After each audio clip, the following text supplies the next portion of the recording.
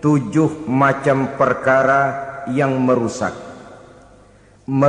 akidah dan keimanan, merusak amal perbuatan yang sudah kita kerjakan, merusak sendi-sendi kehidupan sosial, pendek kata merusak segala hal di dalam kehidupan kita. Jauhilah olehmu 7 macam perkara yang merusak. Yang pertama, asyirku billah, menyekutukan Allah subhanahu wa ta'ala. Agama dimulai dari keyakinan, maka kehancuran agama selalu dimulai dari kehancuran keyakinan, iman atau akidah yang dimiliki oleh seseorang. Dan untuk menghancurkan nilai-nilai iman yang kita miliki ini, orang rasanya tidak akan menghantam kita dengan peluru kendali. Orang tidak akan mengirimkan nuklir ke sini. Orang tidak juga akan mengirimkan satuan militernya ke sini. Untuk menghancurkan nilai-nilai iman, dibanjiri kita dengan paham-paham yang merusak dan mendangkalkan akidah. Baik ia bernama materialisme, baik ia bernama sekularisme, baik ia bernama banjirnya maksiat dan munkarat, baik ia bernama banjirnya peradaban dan kebudayaan yang menghancurkan moral daripada anak-anak kita, sedikit demi sedikit melenturkan dan melunturkan nilai-nilai keimanan kita, untuk kemudian pada waktunya nilai iman itu akan bertukar dan berganti menjadi nilai syirik kepada Allah subhanahu wa ta'ala. Atau pada sisi lain, menjadikan yang selain Allah sebagai tujuan akhir daripada kehidupan kita. Sedangkan kita sama-sama maklum bahwa di dalam pandangan agama Islam, dosa yang tidak berampun, dosa yang terbesar, termasuk dalam kategori bapak moyangnya dosa, tidak lain adalah syirik, yakni menyekutukan Allah subhanahu wa ta'ala. Pola penghancuran iman ini memang berstrategi. Ditawarkan kita kepada paham materialisme, paham kebendaan, di mana otak menempati urutan sebagai ranking pertama, Tuhan jatuh pada urutan kedua. Lalu menyusul kepada paham sekularisme, Allah dipisahkan dari seluruh kegiatan hidup ini, untuk pada gilirannya menjadikan yang selain Allah sebagai tujuan akhir daripada seluruh kegiatan hidup kita. Oleh karenanya, kewajiban menjaga nilai-nilai iman ini merupakan kewajiban yang mulia tetapi berat. Tidak hanya untuk kita, tetapi juga bagaimana mewariskannya kepada anak-anak kita, generasi yang akan datang. Orang-orang tua bijaksana yang diceritakan di dalam Al-Quran, kalau sudah berpikir tentang anak-anaknya, pertanyaan yang paling mereka risaukan ialah, ma ta'buduna min ba'di. Anakku, kalau pada satu saat aku, ayahmu sudah tidak ada lagi di dunia ini, meninggalkan kamu semua, ma ta'buduna min ba'di, apa yang akan kamu sembah nak? Jikalau sekarang ayahmu masih mau ke masjid, masih mau melakukan rukuk dan sujud, masih beribadah menyembah Allah subhanahu wa ta'ala, kalau orang tuamu sudah tidak ada, ma ta'buduna min ba'di, masihkah engkau mau datang ke masjid? Masihkah engkau mau rukuk dan sujud? Masihkah engkau mau menyembah Allah subhanahu wa ta'ala? Pertanyaan ini yang dipikirkan oleh Nabi Yakub kepada putra-putranya. Pertanyaan ini yang diteruskan oleh Nabi Ibrahim kepada anak-anaknya. Pertanyaan ini yang diwariskan oleh generasi ulama'us salafus saleh kepada para generasi berikutnya. Bagaimana kita generasi sekarang? Kita orang-orang tua sekarang bukan berfikir ma ta'buduna min ba'di, malah yang kita fikirkan ma ta'kuluna min ba'di. Kalau bapak tidak ada nanti kamu makan apa nak? Perkara kamu nyembah apa urusan nomor 18. Yang penting kamu nanti hidup bisa makan, nak. Maka kita sibuk mewariskan harta kepada anak-anak kita. Kita sibuk mewariskan kebun dan tanah kepada anak-anak kita. Kita sibuk mewariskan pabrik kepada anak-anak kita, sementara kita lupa mewariskan intan yang paling mahal, mewariskan mutiara yang paling berharga, yaitu nilai iman kepada Allah Subhanahu wa ta'ala. Alangkah baiknya apabila warisan harta, warisan tanah dan kebun, warisan rumah dan pabrik didasari lebih dahulu dengan mewariskan nilai iman kepada Allah Subhanahu wa ta'ala. Sebagai orang-orang tua, kita boleh bersedih kalau anak kita tidak mengerti komputer. Kita boleh bersedih kalau anak kita tidak mengerti matematika. Kita boleh bersedih kalau anak kita tidak mengerti bahasa Inggris. Tapi sewajarnya lebih bersedihlah kita orang tua jikalau mempunyai anak yang tidak kenal Allah sebagai Tuhannya, yang kemudian tidak mau rukuk dan sujud kepada Allah Tuhannya. Itulah kemalangan yang paling malang bila kita meninggalkan generasi yang tidak bertauhid kepada Allah Subhanahu wa ta'ala. Betapapun anak kita tidak ngerti komputer, saudara, paling-paling kerugiannya cuma kerugian dunia. Masuk dia ke alam barzakh, munkar nakir tidak akan sempat tanya kau belajar komputer apa tidak. Kumpul dia di padang mahsyar, malaikat juga tidak akan tanya matematikamu nilainya berapa. Yang ditanya kau kenal Allah, kau rukuk dan sujud kepadanya, kau pernah datang ke masjid. Oleh karena itu sekali lagi, menjaga nilai iman tidak hanya untuk kita, tetapi juga mewariskannya kepada anak-anak kita, generasi yang akan datang. Sungguh kemalangan yang paling besar apabila kita meninggalkan anak-anak kita. Mereka kita tinggalkan lemah ekonominya, itu tidak baik. Mereka kita tinggalkan lemah otaknya, itu pun akan membuat mereka tertinggal oleh yang lain. Tapi yang paling celaka, jikalau kita tinggalkan mereka dalam kondisi lemah imannya, rapuh akidahnya, tidak baik dan tidak betul keyakinan hidupnya. Oleh karena itu Nabi berpesan, jauhilah 7 perkara yang merusak. Yang pertama, syirik kepada Allah Subhanahu wa ta'ala. Menyekutukan Allah baik dalam ucapan, dalam keyakinan ataupun dalam perbuatan. Ini perkara pertama yang termasuk 7 perusak besar di dalam kehidupan. Kalau sudah jatuh kita ke lembah syirik, bagaimanapun banyak kebaikan yang kita kerjakan, berjiwa sosial, bertangan pemurah, gemar menolong orang lain, kalau memang dasarnya syirik, maka seluruh kebaikan kita akan hancur, tidak akan ada nilainya dalam pandangan Allah Subhanahu wa ta'ala. Dalam pandangan manusia mungkin kita dicatat sebagai orang sosial, gemar menolong orang lain, tidak berpangku tangan melihat orang yang mendapat kesulitan. Tapi oleh karena dasarnya syirik, dasarnya tidak mentauhidkan Allah, maka seluruh nilai kebaikan yang kita kerjakan tidak akan ada nilainya dalam pandangan Allah Subhanahu wa ta'ala. Maka jagalah iman kita, jangan sampai dihinggapi penyakit syirik yang bagaimana kecilnya sekalipun. Sekali lagi, baik syirik dalam bentuk ucapan, syirik dalam bentuk keyakinan, sampai kepada syirik dalam bentuk perbuatan, kita berhindar kepada sifat-sifat yang sedemikian itu. Karena apa? Dalam satu ayat Quran Allah Subhanahu wa ta'ala menjelaskan, innallaha la yaghfiru ayyushraka bih wa yaghfiru ma duna dzalika liman yasha. Allah tidak akan memberi ampun kepada orang-orang yang menyekutukannya, tapi Allah masih mau memberikan ampun kepada dosa-dosa yang selain itu bagi orang-orang yang dikehendakinya.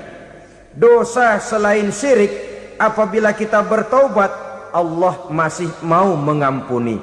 Tapi kalau sudah jatuh ke tempat syirik, itu sudah dosa yang tidak berampun. Taubatnya tidak lain melepas syirik, kembali kepada tauhid, berkeyakinan bahwa hanya ada Allah Subhanahu wa ta'ala, Tuhan satu-satunya, yang lam yalid walam yulad walam yakul lahu kufuwan ahad. tidak beranak, tidak pula diperanakkan, dan tidak satupun yang dapat menyerupai Tuhan Allah Subhanahu wa ta'ala. Saudara-saudara kaum muslimin rahimakumullah, bahwa kita di zaman sekarang memang tidak menyembah berhala, ya. Bahwa kita tidak berterang-terangan mengatakan Tuhan lebih dari satu, memang.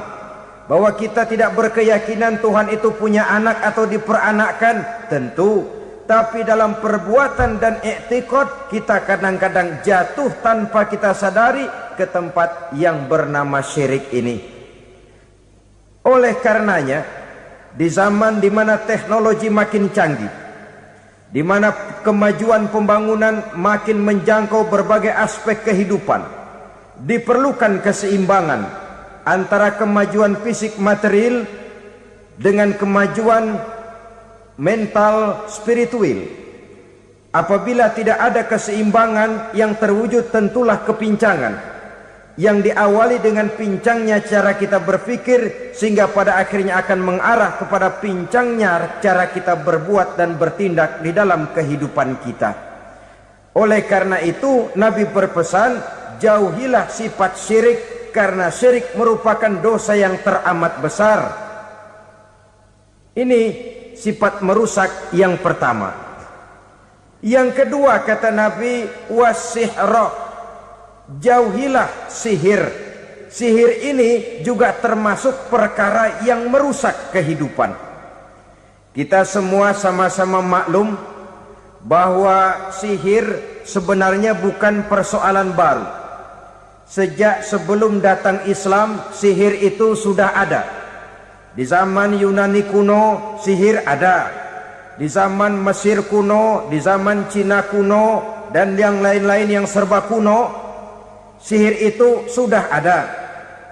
Bahkan para nabi pun, para rasul yang diutus oleh Allah Subhanahu wa ta'ala, senantiasa berhadapan dengan ahli-ahli sihir untuk menguji kebenaran dari misi yang mereka bawa.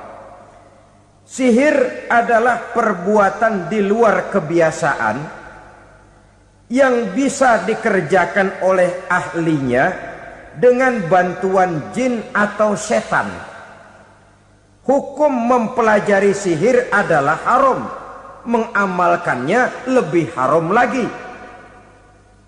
Sebab itu saudara-saudara, sihir merupakan perbuatan merusak yang harus kita jauhi. Ciri-ciri daripada perbuatan sihir, pertama, ia mengandung tipuan, bayangan khayal. Di zaman Nabi Musa misalnya, orang melihat tambang-tambang itu seperti ular. Nabi Musa melayangkan tongkatnya menjadi ular-ular besar yang memakan ular-ular kecil ciptaan tukang-tukang sihir Fir'aun tadi. Lalu sihir bisa terjadi dengan bantuan jin kafir atau setan. Kemudian ciri yang ketiga, sifatnya halus dan tersembunyi. Taruh kata ada seorang ahli sihir yang mempergunakan ayat-ayat Quran sebagai jompa-jampe, sebagai baca-bacaan, itu cuma sekedar kedok. Tujuannya tidak lain menjadikan agama sebagai ketok untuk membenarkan cara yang dimurkai oleh Allah Subhanahu wa ta'ala. Satu hadis yang diriwayatkan oleh Imam Bazar dan Tabrani, Nabi berpesan, laisa minna man tatayyara lahu au takahhana au tukuhhina lahu au sahira lahu. Tidak termasuk ke dalam golonganku, kata Nabi. Tidak termasuk umatku. Siapa mereka? Man tatayyara lahu, orang yang bertatoyur. Apa tatoyur itu? Dari kalimat toyaro, artinya terbang. Toir biasa diartikan dengan burung. Tatoyaro percaya kepada suara-suara burung. Man tatayyara lahu, mempercayai, meyakini dengan benar-benar kepada suara beburungan. Kan suka ada itu, nah bunyi burung tuh, maling liwat. Maling liwat. Burung bunyi, maling liwat. Itu termasuk tatoyaro lahu, percaya kepada suara burung. Kan aneh kalau suara orang nggak dipercaya, suara burung malah dipercaya. Ada ustadz ceramah, kiai ngaji, nggak mau didengerin, burung dengerin bener. Nah, suaranya dari sebelah mana? Belah kulon. Nah, itu tandanya ano. Habis dihitung-hitung. Itu termasuk tatoyaro lahu. Au takahana, atau bertenung, au tukuhina, atau minta ditenungkan, au sahirolahu, atau melakukan perbuatan sihir, atau minta disihirkan. Laisa minna, tidak termasuk ke dalam golonganku, kata Nabi. Sehingga dengan demikian saudara-saudara, menghadapi sihir dengan sihir sekalipun termasuk perbuatan yang tidak diajarkan oleh agama. Kita kan mempelajari sihir untuk jaga diri, tidak apa-apa. Yang dilarang mengamalkannya, dilarang juga mempelajarinya. Sebab orang kalau sudah mengetahui, biasanya lalu terangsang untuk mencoba. Kalau percobaannya berhasil, biasanya terangsang untuk coba lagi dan coba lagi. Pada akhirnya ketagihan, lalu beralih menjadi profesi, apalagi itu nanti bisa mendatangkan hasil uang. Saudara-saudara kaum muslimin rahimakumullah, kita manusia makhluk nyata. Kita hidup di alam nyata, terikat oleh sunnatullah, causality. Oleh karenanya, bagi kita keyakinan yang penuh, keikhlasan di dalam bertuhankan Allah, penyerahan diri sepenuhnya hanya kepadanya, itu sudah merupakan obat penangkal yang sangat ampuh agar kita tidak terkena penyakit-penyakit yang dibuat oleh setan dan para pembantunya. Sehingga beberapa ayat Quran mengajarkan, misalnya a'udzu bikalimatillahi tammati min syarri ma khalaq, atau bismillazi la yadurru ma'asmihi syai'un fil ardi wala fis sama, dengan menyebut nama Allah yang tidak bisa mendatangkan bahaya sedikit pun, dari baik yang datang dari langit maupun yang datang dari bumi. Jiwa yang kosong dari keyakinan yang penuh kepada Allah, jiwa yang penuh was-was dan ragu-ragu, itu yang mudah terserang oleh penyakit-penyakit yang dikerjakan oleh para tukang-tukang sihir, yaitu oleh setan dan seluruh para pembantunya. Kemudian hadis kedua yang diriwayatkan oleh Imam Ibnu Hibban, Nabi bersabda, la yadkhulul jannata mudminu khamrin wala mu'minu bisihrin wala qati'u rahmin. Tidak masuk sorga. Ini Nabi yang bilang, tidak masuk sorga. Siapa itu? Pertama, mudminu khamrin, orang yang berkekalan dalam mabuk. Selalu mudminun itu sudah menjadi perbuatan rutinnya, tidak kapok-kapoknya, teler seumur hidup. Mudminu khamrin, tidak masuk surga orang yang selalu bermabuk-mabukan. Yang kedua, wala mu'minu bisihrin, orang mukmin tapi main sihir. Ini juga oleh Nabi diperingatkan, tidak akan masuk surga orang mukmin tapi suka main sihir. Wala qati'u rahmin, dan tidak juga orang yang memutuskan silaturahmi. Tiga macam manusia yang diperingatkan Nabi tidak akan masuk surga: orang yang selalu mabuk, orang mukmin yang main sihir, dan orang yang memutuskan silaturahmi. Saudara-saudara kaum muslimin rahimakumullah. Lalu orang berkata, kenapa dilarang kita bersihir? Padahal Rasul sendiri kan punya mukjizat. Nah, kita memang harus membedakan antara mukjizat dengan sihir. Dalam kehidupan agama kita kenal ada yang namanya mukjizat, Ada yang namanya karomah atau keramat biasa diucapkan. Ada yang namanya maunah. Ada yang namanya irhas. Ada juga yang namanya sihir. Kesemuanya ini berbeda, saudara-saudara. Yang dinamakan mukjizat itu khusus untuk para rasul saja. Satu kejadian luar biasa yang terjadi dilakukan oleh Rasul atas izin dari Allah Subhanahu wa ta'ala. Perbedaannya dengan sihir jelas. Sihir dari setan, mukjizat dari Allah. Sihir bisa dipelajari, mukjizat tidak. Sihir umumnya untuk maksud-maksud yang tidak baik, sedangkan mukjizat untuk memperkuat kebenaran yang disampaikan oleh para rasul dan ditentang oleh umatnya.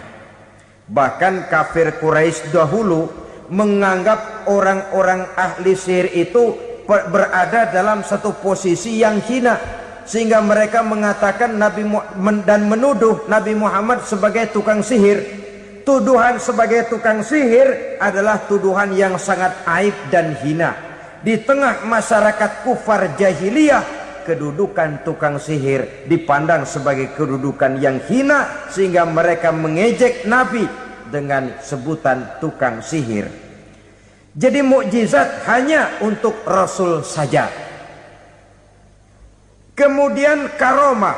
Karomah ini asal kata dari karoma, kehormatan, kemuliaan yang diberikan Allah kepada hamba-hambanya yang rajin mendekatkan diri kepadanya. Oleh karena ketekunannya melaksanakan ibadah, Allah memberikan keistimewaan kepada orang itu, yang dengan keistimewaannya dia bisa mengerjakan yang tidak bisa dikerjakan oleh orang lain. Karomah hanya bisa dicapai dengan prestasi ibadah. Kalau sihir mau ibadah apa enggak, asal dia belajar, bersatu dan berteman dengan setan, memenuhi persyaratan-persyaratan setan, biasanya lalu bisa. Sedangkan karomah tidak mungkin terwujud tanpa orang mendekatkan diri sedekat-dekatnya kepada Allah Subhanahu wa ta'ala. Maka kita lihat biasanya orang-orang yang punya ilmu sihir, mukanya rata-rata nggak enak dilihat. Kumuh, jauh dari air wudhu, jauh dari sujud kepada Allah, malah berteman dengan setan, menjadi pelayan-pelayannya setan. Saudara-saudara, adapun maunah, keistimewaan yang diberikan Allah kepada hamba-hambanya yang belum sampai kepada tingkat wali, tapi orang itu lebih banyak kebaikannya daripada kesalahannya. Umpamanya, saudara jalan bertiga di pinggir jalan, saudara ada pada posisi di tengah, lalu bertiga ini ketabrak mobil. Menurut perhitungan saudara mati lebih dahulu, tapi terjadi hal yang aneh, dua teman saudara mati, saudara malah cuma luka dan lecet sedikit saja. Apa itu? Kalau kita lebih banyak kebaikannya daripada kesalahannya, itu yang dinamakan maunah, pertolongan yang diberikan Allah kepada hamba-hambanya yang lebih banyak kebaikannya daripada kesalahannya. Sedangkan yang dinamakan irhas, kejadian luar biasa pada diri seseorang pada waktu dia masih kecil, yang menunjukkan tanda-tanda keistimewaannya. Itu umumnya pada para nabi pada usia kecilnya sudah ada irhas, tanda-tanda istimewa. Jelas baik mukjizat, karomah, maunah maupun irhas berbeda dengan sihir. Sihir ini jelas saja merupakan bantuan dan persekutuan antara manusia dengan setan. Padahal setan, kata Allah dalam Al-Quran, innahu lakum aduwwum mubin, sesungguhnya setan bagi kamu adalah musuh yang sangat jelas. Saudara-saudara kaum muslimin rahimakumullah, di zaman sekarang dalam menghadapi beban kehidupan yang makin pelik, menghadapi stres yang tidak kunjung selesai, menghadapi persoalan-persoalan yang teramat berat, orang sering mencari jalan keluar kepada hal-hal yang menurut pendapatnya bisa meringankan beban moralnya itu. Pergilah dia mencari sesuatu yang dapat meringankan bebannya. Dan tidak jarang yang jatuh ke pangkuan tukang-tukang tenung, ke pangkuan tukang-tukang sihir, yang mereka itu oleh Quran dijelaskan kadzabal munajjimun walau sodaku. Tukang-tukang tenung, tukang-tukang sihir, mereka itu bohong walaupun benar. Maksudnya bohong walaupun benar artinya kalau yang mereka kerjakan benar itu sih kebenaran. Benar dengan kebenaran itu lain. Kebenaran, kebetulan bisa, tapi tidak untuk selalu. Apalagi kalau itu sudah membahayakan kehidupan orang lain. Jadi oleh karena itu Nabi berpesan jauhilah daripada sihir. Kalau sudah jauhilah dari sihir artinya ya jauhilah daripada mempelajarinya, jauhilah daripada bergaul dengan orang-orang yang ahli di bidang itu, karena dari pergaulan segalanya bisa menular. Baiklah saudara, ini yang kedua. Yang ketiga pesan Nabi, wa qatlan nafsil lati harramallahu illa bil haq. Membunuh orang lain dengan cara yang tidak benar. Membunuh orang yang diharamkan oleh Allah Subhanahu wa taala untuk melakukannya kecuali dengan alasan yang benar. Kita tahu Islam adalah agama damai. Sesuai dengan namanya, ia tidak dikembangkan dengan pedang dan kekerasan. Ia dikembangkan dengan keteladanan dan tuntunan moral. Oleh karena Islam bukan agama kekerasan, Islam pun tidak mementingkan dan mengajarkan kekerasan kecuali dengan alasan yang benar dan bisa dipertanggungjawabkan. Membunuh dengan sengaja, menghilangkan nyawa orang lain tanpa alasan yang bisa dibenarkan adalah merupakan dosa besar dan satu di antara 7 perkara yang bisa mendatangkan kerusakan dalam kehidupan dan yang hendaknya harus kita jauhi. Saudara-saudara kaum muslimin rahimakumullah, beberapa waktu yang lalu di sebuah kota kecil yang indah bernama New Auckland. Saudara tahu New Auckland? Itu dari Gunung Kidul masih ngidul lagi. Pernah diadakan satu seminar yang membicarakan bagaimana menyelamatkan masyarakat manusia dari bahaya Perang Dunia Ketiga. Diperkirakan kalau terjadi Perang Dunia Ketiga, manusia tidak akan tersisa. Sebab apa? Pada waktu itu, cadangan nuklir yang dimiliki oleh bersama Amerika dan Rusia konon sudah sanggup memusnahkan 6 miliar manusia pada saat jumlah manusia baru 5 miliar. Jadi kelebihan nuklir dunia ini. Kalau terjadi Perang Dunia Ketiga, sulit manusia untuk tersisa. Maka dibahaslah di dalam seminar itu, wah, supaya tidak terjadi Perang Dunia Ketiga, maka perlombaan membuat senjata-senjata canggih, alat-alat pembunuh modern harus segera dibatasi. Dibahas, tidak mungkin kita membatasi perlombaan membuat senjata. Kenapa?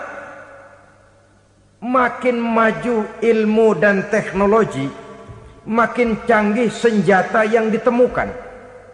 Atom sudah meningkat menjadi nuklir, nuklir sudah meningkat menjadi neutron, dan kita tahu bom yang bernama neutron ini bom yang cukup membunuh tanpa perlu merusak. Artinya kalau dia diledakkan di kota kita ini, bangunan utuh, jembatan tidak ambruk, rumah-rumah tetap berdiri, tapi semua yang bernama hidup mati. Itu katanya lebih sopan dari bom atom. Sebab kalau si atom ini sudah membunuh, merusak pula. Neutron cukup membunuh saja tanpa perlu merusak. Jadi majunya senjata-senjata teknologi sebagai akibat yang logis dari kemajuan ilmu pengetahuan ini tidak bisa kita batasi. Dan memang sebenarnya yang bahaya bukan senjatanya, tapi manusia yang mengendalikan senjata itu. Mereka kembali kepada prinsip the man behind the gun. Bukan senjatanya yang bahaya, tapi manusia yang mengendalikan senjata itu yang bahaya. Walaupun senjatanya modern, katakanlah model M16 umpamanya, kalau yang mengendalikannya orang beriman, insya Allah aman. Tapi biar megang cuma senapan angin, kalau yang megang orang brutal, ngeri kita deket-deket. Apalagi kalau memang bukan ahlinya menggunakan senjata, bisa ngeker kaki kena jidat.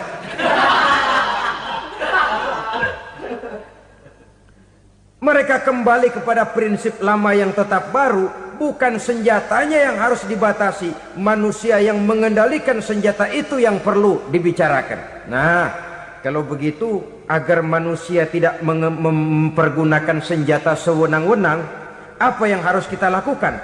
Ya, manusianya harus bermoral. Ya, tapi moral yang mana? Di dunia ini banyak ajaran tentang moral. Itu pun mudah saja. Di sini kan kita undang saja ahli dari berbagai agama untuk membicarakan konsep perdamaian menurut agamanya masing-masing. Baik, setuju itu? Setuju. Maka tampillah para ahli agama, mereka kembali kepada prinsip moral daripada konsep yang terkandung di dalam ajaran agama untuk menegakkan perdamaian. Mula-mula naiklah ahli dari agama Hindu, dibacakan konsep perdamaian menurut ajaran agama Hindu, bahwa untuk damai manusia harus meninggalkan nafsu keduniaannya, menempuh samsara dan sebagainya untuk mencapai nirwana, menjauhi kemegahan dan kemewahan dunia. Ini lalu dibahas, rasanya juga tidak mungkin ini. Kemudian dari agama Nasrani, bahwa untuk damai manusia harus menciptakan sifat kasih sayang. Kalau ditampar pipi kiri, berikan pipi yang kanan. Kalau diberikan selendang, berikan baju. Nanti orang kasihan, lalu dia tidak akan nampar lagi. Ketika ini dibahas, ternyata rasanya pun tidak mungkin bisa diterima. Karena apa? Di zaman sekarang orang ditampar pipi kiri, dikasih pipi kanan. Bukan kasihan, gemes. Damai belum tentu, bonyok udah jelas. Lalu ketika dibacakan konsep perdamaian menurut Quran, di mana disampaikan ayat wa jazaa'u sayyi'atin sayyi'atun misluha faman afa wa aslaha fa ajruhu 'ala Allah.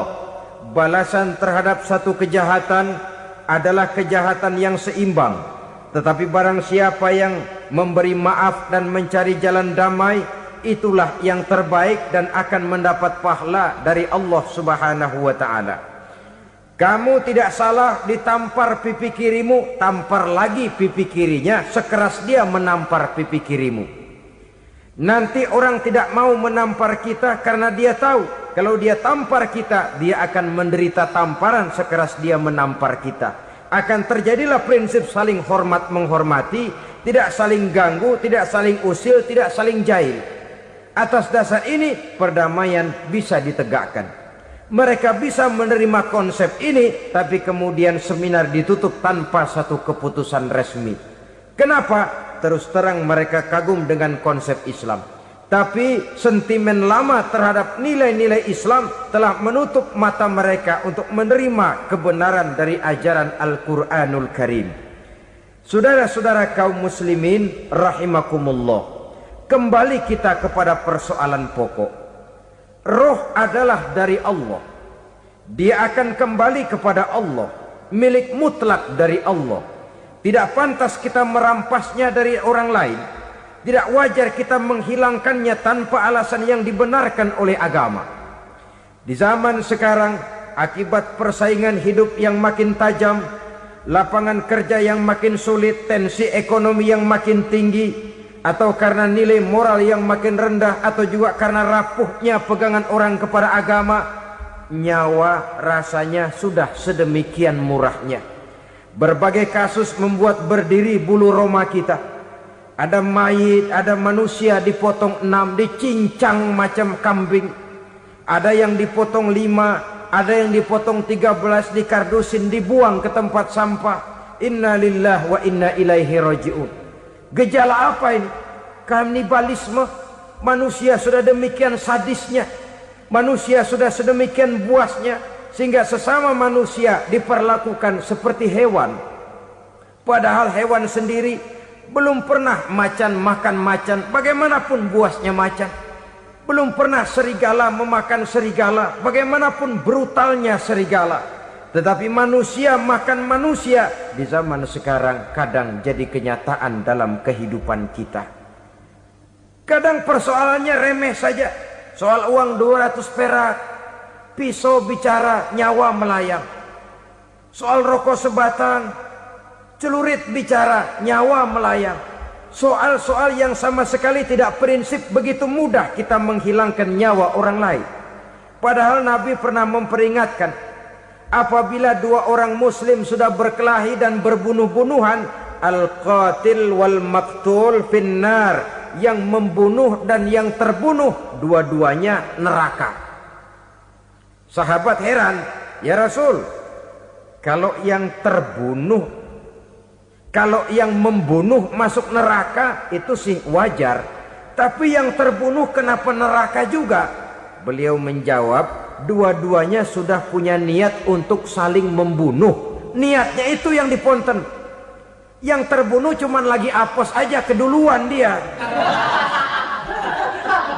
Umpama tidak terbunuh, pasti dia yang akan membunuh. Oleh karenanya al-qatil wal maktul, yang membunuh dan yang dibunuh finnar, dua-duanya masuk ke dalam neraka. Islam menghormati kehidupan. Tidak hanya terbatas kepada sesama muslim, orang-orang yang berlainan agama pun yang mau hidup berukun, damai, berdampingan dengan umat Islam, jiwa mereka, darah mereka dilindungi oleh nilai-nilai Islam yang disebut dengan kafir zimmi ini. Mengganggu mereka sama saja dengan mengganggu aku, kata Nabi. Jadi oleh karena itu, sayangilah sesama. Kehidupan adalah anugerah Allah, bukan wewenang kita untuk mencabutnya dari orang lain, bukan wewenang kita untuk merampas dan menghilangkannya dari orang lain. Apa yang tidak enak terjadi pada diri kita, begitu pula lah apabila terjadi pada diri orang lain. Sehingga Nabi mengatakan, la yu'minu ahadukum hatta yuhibba li akhihi ma yuhibbu li nafsihi. Belum dikatakan beriman seseorang kamu apabila dia belum mencintai saudaranya seperti ia mencintai dirinya sendiri. Apa yang enak dirasakan oleh orang lain, enak juga dirasakan oleh dia. Mengukur orang lain dengan diri sendiri. Kalau orang lain tanpa salah saya fitnah, kalau saya tanpa salah difitnah orang, enak apa enggak? Enggak, orang lain juga begitu. Kalau orang lain tanpa salah saya tempeleng kepalanya, enak apa tidak? Tidak. Orang lain juga begitu. Yang tidak enak terjadi pada diri kita, tentu tidak enak juga kalau terjadi pada orang lain. Mengukur orang lain dengan diri sendiri, sehingga tidak timbul sifat egois, tidak menari di atas bangkai orang lain, tidak mendirikan kebahagiaan di atas untayan air mata orang lain. Sehingga dengan demikian saudara-saudara, dia bisa menghormati kehidupan, menghormati orang lain sebagaimana dia ingin dihormati.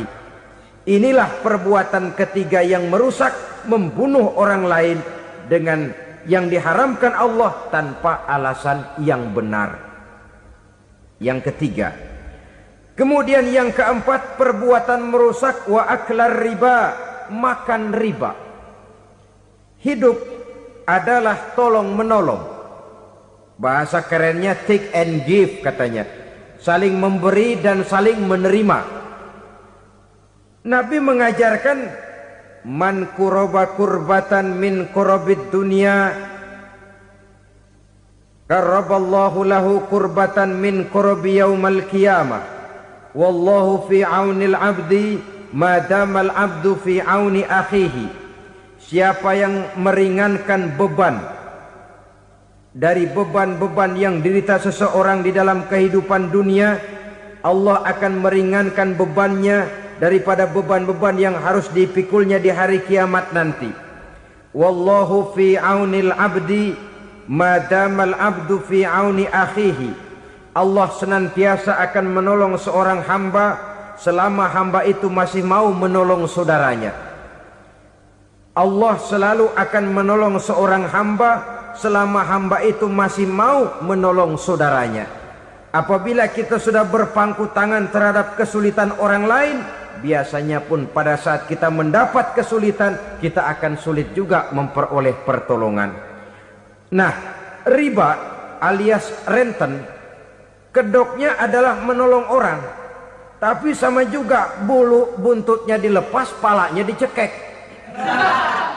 Menolong orang pada akhirnya menjadi beban bagi seseorang, dan memang mencari orang-orang yang berada dalam posisi kesulitan. Biasanya di daerah-daerah di mana musim paceklik, jadi lapangan kerja sulit, sedangkan urusan perut tidak bisa ditunda. Akhirnya orang terjebak ke dalam rentenir, ke dalam riba, ke dalam renten.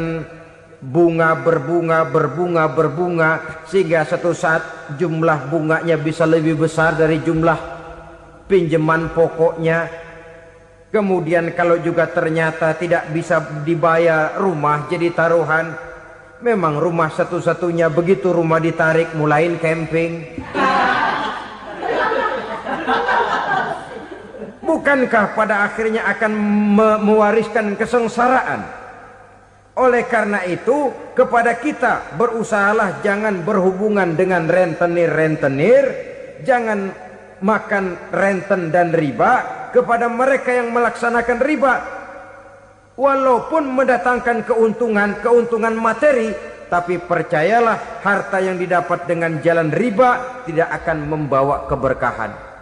Manakala tidak membawa keberkahan, dia tidak akan mendatangkan ketenangan di dalam kehidupan kita.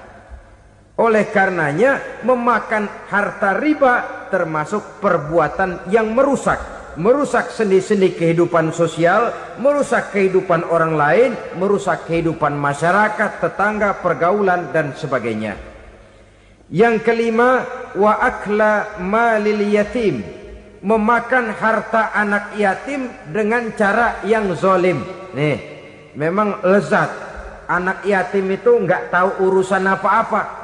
Kita diamanahkan untuk mengurusinya.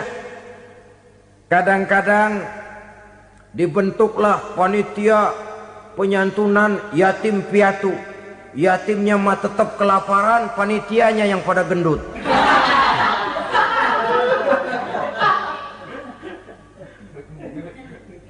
Padahal memakan harta anak yatim termasuk perbuatan dosa besar. Dan menjantuni yatim merupakan perbuatan mulia. Nabi mengatakan, ana wa kafilul yatim kahataini yaumal qiyamah. Aku dan orang-orang yang menyantuni anak yatim seperti dua jari ini pada hari kiamat nanti. Dekat sekali. Jikalau ingin di hari akhir nanti dekat dengan Rasul, bersahabatlah dengan anak-anak yatim. Jadilah pengurus anak-anak yatim. Bangunlah panti-panti asuhan yatim. Pada saat bapak ibunya meninggal, kitalah yang menjadi orang tuanya. Bahkan sedemikian besar perhatian Islam terhadap anak-anak yatim ini, sehingga Quran memberikan peringatan, ara'aital ladzi yukadzibu biddin fadzalikal ladzi yad'ul yatim wa la yahuddu ala ta'amil miskin. Tahukah kamu siapa orang yang mendustakan agama? Beragama tapi dianggap dusta, solatnya dusta, puasanya dusta, karena agamanya sudah berdusta. Siapa mereka? Fazalikal ladzi yad'ul yatim, orang yang menyanyiakan anak yatim. wala yahuddu ala ta'amil miskin, dan tidak pernah memberi makan kepada orang-orang yang menderita kemiskinan. Menyia-nyiakan, meninggalkan anak yatim termasuk perbuatan yang divonis kita sebagai orang yang mendustakan agama. Saudara-saudara kaum muslimin rahimakumullah, maka sangat dicela mengeksploitir anak-anak yatim, menjadikan mereka sebagai kedok untuk mencari kekayaan pribadi. Tetapi jikalau ikhlas, ganjarannya sangat besar, nilai pahalanya sangat besar. Menyantuni yatim tidak hanya setahun sekali. Kalau Muharram pakai istilah lebaran yatim, dibentuklah panitia, diberilah beras, uang 45.000 rupiah, alhamdulillah. Tapi jangan lupa, si yatim tidak hidup cuma satu hari. Dia tidak hidup cuma di bulan Muharram saja, dia hidup 12 bulan dalam setahun. Sebagaimana anak-anak yang lain, dia juga berhak punya masa depan. Dia juga berhak menikmati bangku sekolah. Dia berhak mengenyam arti dan makna pendidikan. Dia berhak membekali diri dengan ilmu dan pengetahuan seperti halnya anak-anak yang lain. Maka kita yang diberikan keluasan oleh Allah, ingatlah itu, bersahabatlah dengan anak-anak yatim, santuni mereka.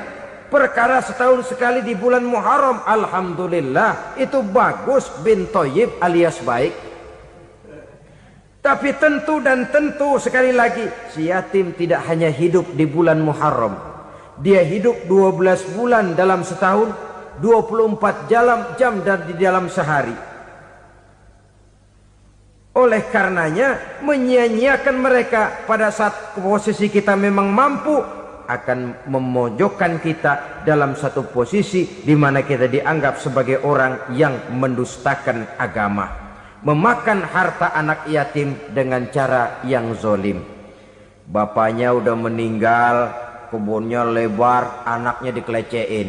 Nah, dah kamu gak usah pusing, nanti saya yang ngurus. Akhirnya bukan ngurus, nguras.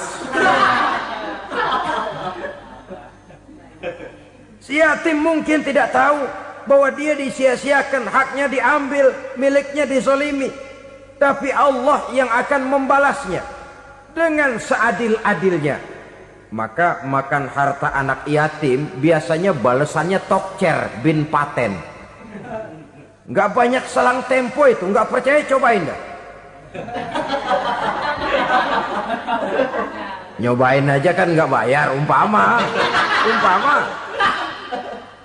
Memakan harta anak yatim dengan cara yang zolim, ganjarannya biasanya kontan. Kenapa? Ratapan si miskin, untayan air matanya, jeritan kepedihan hatinya, membuka pintu langit, permohonannya diijabah, getaran hatinya didengarkan oleh Allah.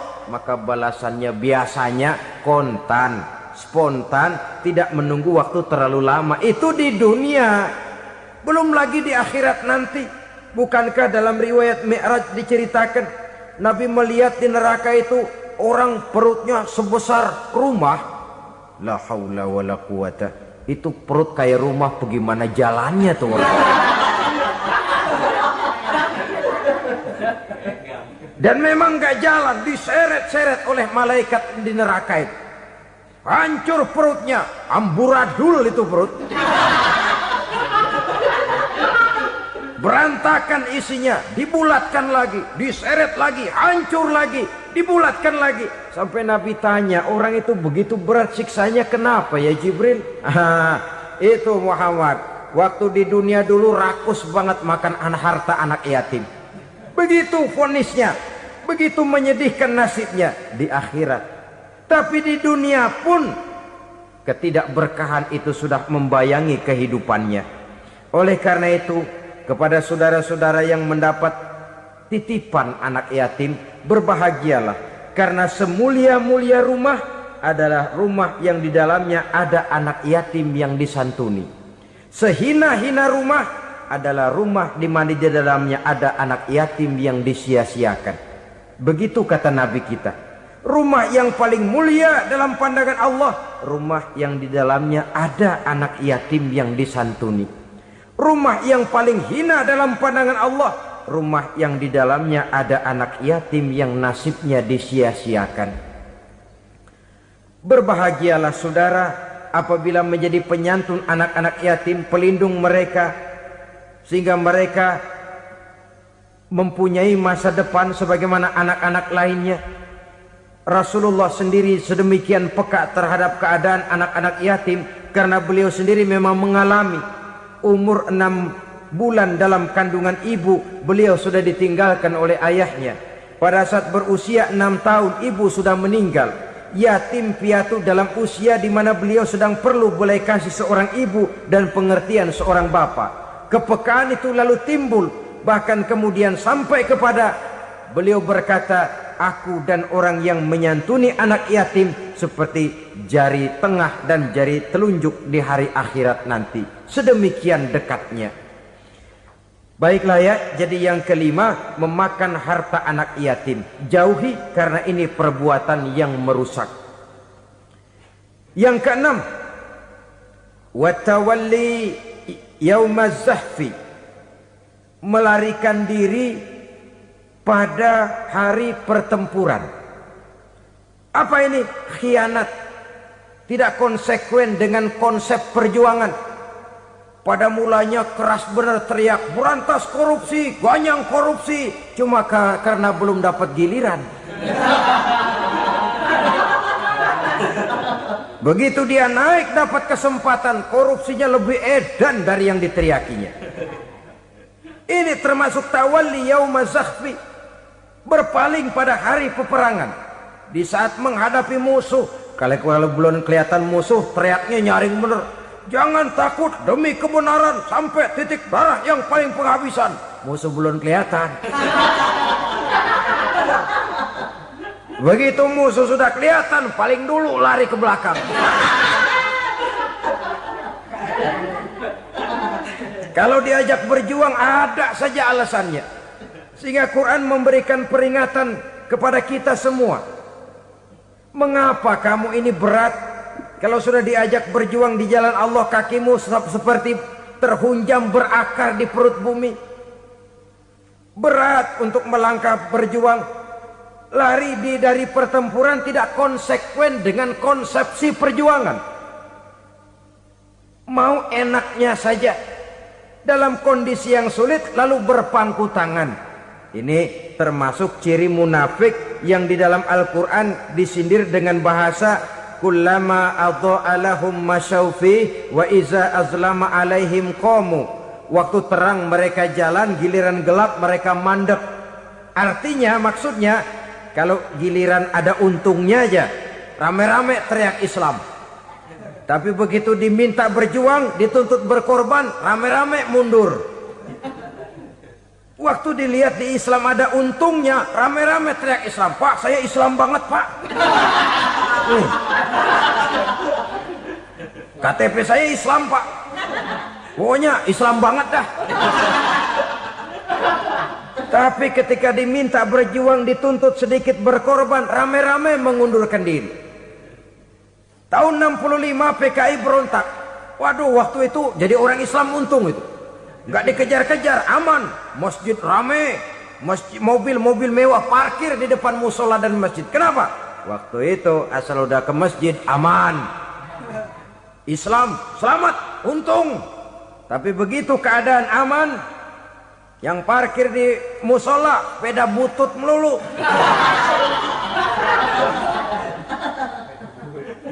Waktu terang mereka jalan, waktu gelap mereka berhenti. Dikala di Islam ada untungnya, baru wah Islam bagus, Islam hebat. Tapi waktu dilihat ada kerugian, jangan bawa-bawa Islam dah.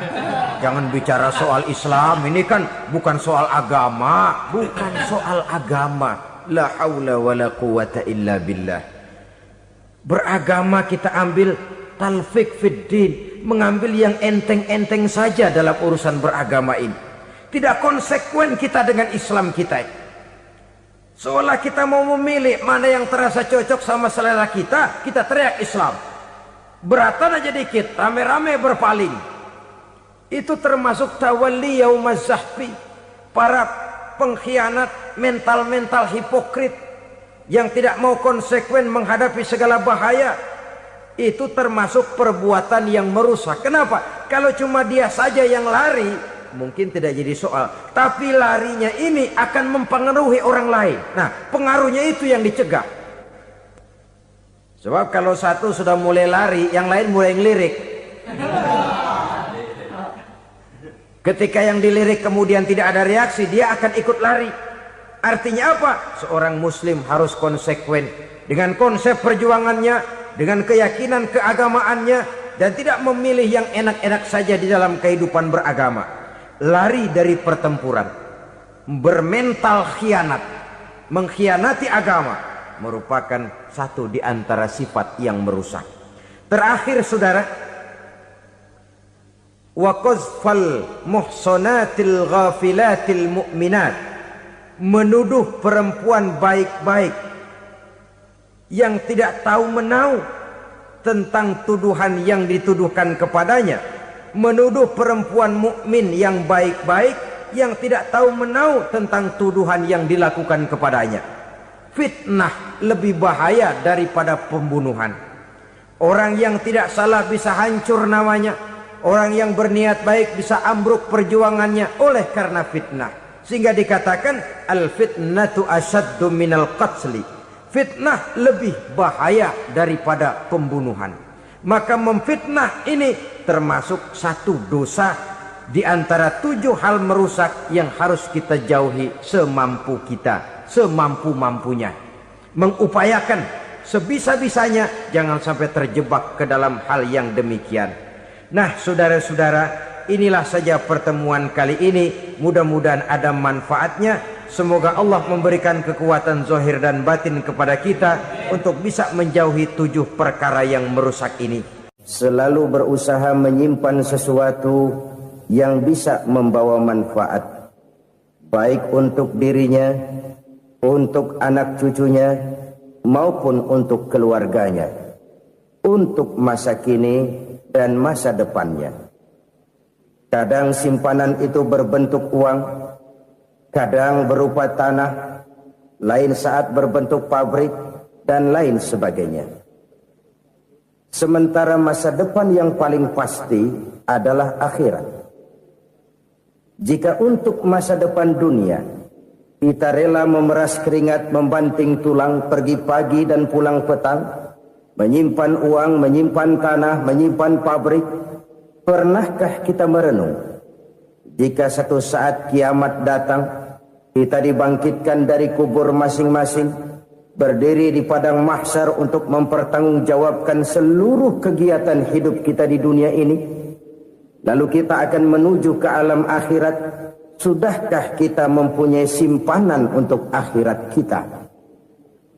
Pada pertemuan kali ini saya ingin menyampaikan sebuah hadis di mana Rasulullah sallallahu alaihi wasallam bersabda, arba'un min kanzil jannah. Simpanan sorga ada 4 macam. Yang pertama, ikhfa'us sadaqah, menyembunyikan sedekah. Saudara-saudara kaum muslimin, sebagaimana yang kita maklum bahwa Allah Subhanahu wa taala melebihkan sebagian rezeki dari kita terhadap yang lain. Ada yang kaya, ada yang setengah kaya, ada yang miskin, ada yang setengah miskin, dan selanjutnya. Ada yang gajinya kecil tapi penghasilannya gede. Ada yang penghasilannya gede tapi nggak punya gaji. Ada juga yang memang gajinya gede dan penghasilannya gede. Kelebihan rezeki merupakan sunnatullah dan tidak harus membuat kita merasa lebih dari yang lain. Bahkan sebaliknya, kelebihan itu harus membuat kita ringan tangan untuk menolong mereka yang memang memerlukan pertolongan. Kalau saudara diberikan ilmu, maka pertanyaan akhirat cuma satu, ilmumu kau amalkan untuk apa? Kalau saudara diberikan umur yang panjang, pengadilan akhirat juga bertanya satu, umurmu kau habiskan di mana? Tapi kalau saudara diberikan harta, pengadilan akhirat akan bertanya dua. Hartamu kau dapat dari mana? Kau belanjakan kemana? Dari mananya ditanya, dan kemananya juga ditanya. Oleh karena kita akan dimintakan pertanggungan jawab, maka amanah yang bernama harta ini harus kita gunakan dengan sebaik-baiknya. Ada penggunaan yang merupakan kewajiban, itu zakat namanya. Ada penggunaan yang sewaktu-waktu, itu infak namanya. Ada yang lebih sewaktu-waktu lagi, dan itu sedekah namanya. Zakat dia terikat oleh haul dan nisab, oleh putaran batas waktu dan ukuran dari harta itu sendiri. Sedangkan infak terikat oleh situasi dan kondisi perekonomian seseorang. Sedangkan sedekah tidak terikat dengan apapun. Dalam kondisi seperti apapun kita bisa melakukan sedekah dengan yang terkecil sekalipun. Sampai-sampai Rasulullah sallallahu alaihi wasallam mengajarkan, la tahqiranna minal ma'rufi syai'an walau an talqa akhaka biwajhin talik. Atau ada hadis, tabassumuka fi wajhi akhika laka sedekah. Senyumanmu kepada temanmu adalah sedekah. Jadi untuk melakukan sedekah tidak harus dalam berbentuk uang. Dengan ilmu kita bisa sedekah, dengan tenaga kita bisa bersedekah, dengan pikiran kita bisa bersedekah, bahkan senyum kepada teman itu pun sedekah. Jadi kalau sedekah dengan uang memang belum punya uang, nyengir aja banyakin. Itu asal pada tempatnya, jangan lalu ketemu tiang listrik cengengesan. Tentu tidak pada tempatnya dan tidak wajar. Nah, sedekah yang paling dicintai Allah adalah sedekah yang disembunyikan. Artinya jauh dari sifat riya. Kan kadang-kadang ada orang sedekah itu disebutkan namanya. Apa tidak bagus? Kalau memang niatnya ikhlas, ya bagus-bagus saja. Untuk memberikan sugesti kepada yang lain. Di Fulan bin Fulan nyumbang sekian, diumumkan. Boleh kalau niatnya untuk memberikan rangsangan kepada yang lain supaya dia menyumbang lebih besar dari orang tadi. Tapi kalau itu mendatangkan riya, maka sedekah yang paling dicintai Allah adalah sedekah yang disembunyikan. Tangan kiri saja tidak tahu apa yang diberikan oleh tangan kanan. Sedekah yang dilakukan dengan ikhlas akan merupakan perbendaharaan surga, tersembunyi dari pandangan orang lain, tidak seorang pun tahu. Karena memang sikap yang baik adalah melupakan kebaikan dan mengingat kesalahan. Itu salah satu ciri orang bahagia. Orang yang selalu mengingat kesalahannya dan berusaha melupakan segala kebaikannya. Kalau dia akan berada kebaikan, dia tidak bisa ikut, dia merasa rugi karena dia merasa belum pernah berbuat baik. Tapi kalau akan melakukan kesalahan baru, dia ingat kesalahan yang sudah-sudah, sehingga terhalang baginya untuk melakukan satu kesalahan baru. Demikianlah saudara-saudara, bahwa Allah melebihkan rizki sebagian kita dari yang lain, agar terjadi tolong-menolong dalam kehidupan ini. Jadi kesenjangan yang nature, kesenjangan yang alami, itu sunnatullah. Ada yang kaya, ada yang miskin, ada yang kelas menengah. Nah, kenapa lalu sekarang kita berusaha mengentaskan kemiskinan? Oleh karena adanya kesenjangan struktural. Kalau yang kaya bisa semakin kaya, kenapa yang miskin tidak bisa naik jadi ikut sedikit kaya? Sebab pada dasarnya Islam adalah agama yang sejak turunnya sudah berupaya memerangi kemiskinan. Bahkan dikatakan kemiskinan itu mendekatkan kepada kekufuran. Orang kalau miskin udah dekat banget sama kafir. Gampang menjadi kafir. Berapa banyak saudara-saudara kita yang oleh karena soal perut, oleh karena soal materi, terpaksa meninggalkan dan menanggalkan akidahnya. Menjual petunjuk yang diberikan Allah dengan kesenangan dunia yang cuma sebentar ini. Na'udzubillah, thumma na'udzubillah. Jadi makin kita sembunyikan satu sedekah, semakin banyak perbendaharaan kita di surga.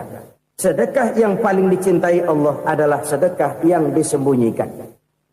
Malahan ada seorang sufi Dia punya kebiasaan kalau pergi sholat Jumat dia bawa uang. Itu uang dia taruh di bawah tikar masjid. Dia niat sedekah kepada siapa saja yang nemuin itu duit. Maksudnya apa? Supaya yang nemuin nggak tahu siapa yang punya duit. Demikian dia saking ingin menyembunyikan sedekahnya. Karena sifat riya itu bisa memakan amal kita sendiri. Riya itu termasuk menyebut-nyebut kebaikan kita.